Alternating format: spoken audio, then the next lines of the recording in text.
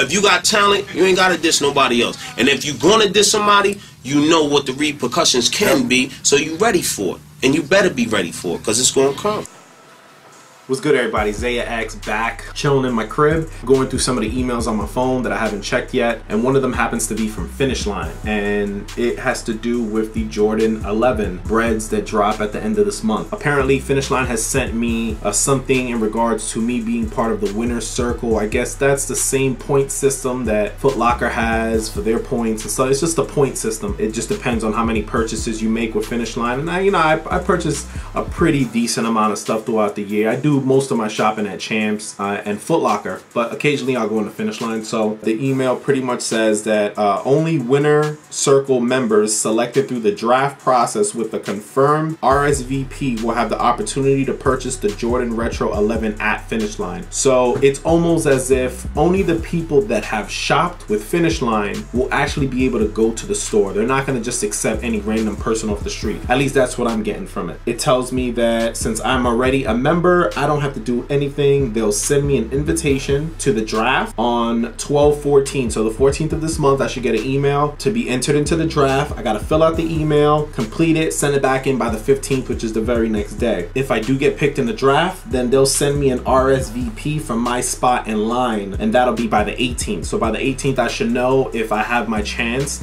at a pair or not. After all that goes down, the actual purchasing of the Retro is on the 21st of this month. If I do get chosen and I win, I'll get to choose where I want to go, which most likely will be Florida Mall. It would have to be between 8 and 10 o'clock in the morning on Friday, December 21st. I'll have to be there with my RSVP ticket and a valid photo ID in hand to make the purchase. What do y'all think of this system? I'm gonna look so fugazi right now because I've been against RSVP systems since the beginning, man. I'm a hard-body camper. Get your ass out there, camp. But the problem is that there's just too many issues that are coming from the camping, and from the people having to stand out in all types of middle of the night with money in their pocket and they feel some sort of safety concern. And I've heard of D-boys rolling up there, sticking up the whole line, so that's crazy. Younger generation just not giving a fuck, because the younger generation be out there on campouts sparking up weed, leaving trash on the floor, making mad noise. They think they're cool and shit. They think that shit is flying, that shit is cool. At the end, when everyone leaves, they don't pick up none of their garbage. Yo, security guards and maintenance people don't want to deal with this bullshit, man. For some shoes, I get it. Believe me, I get it.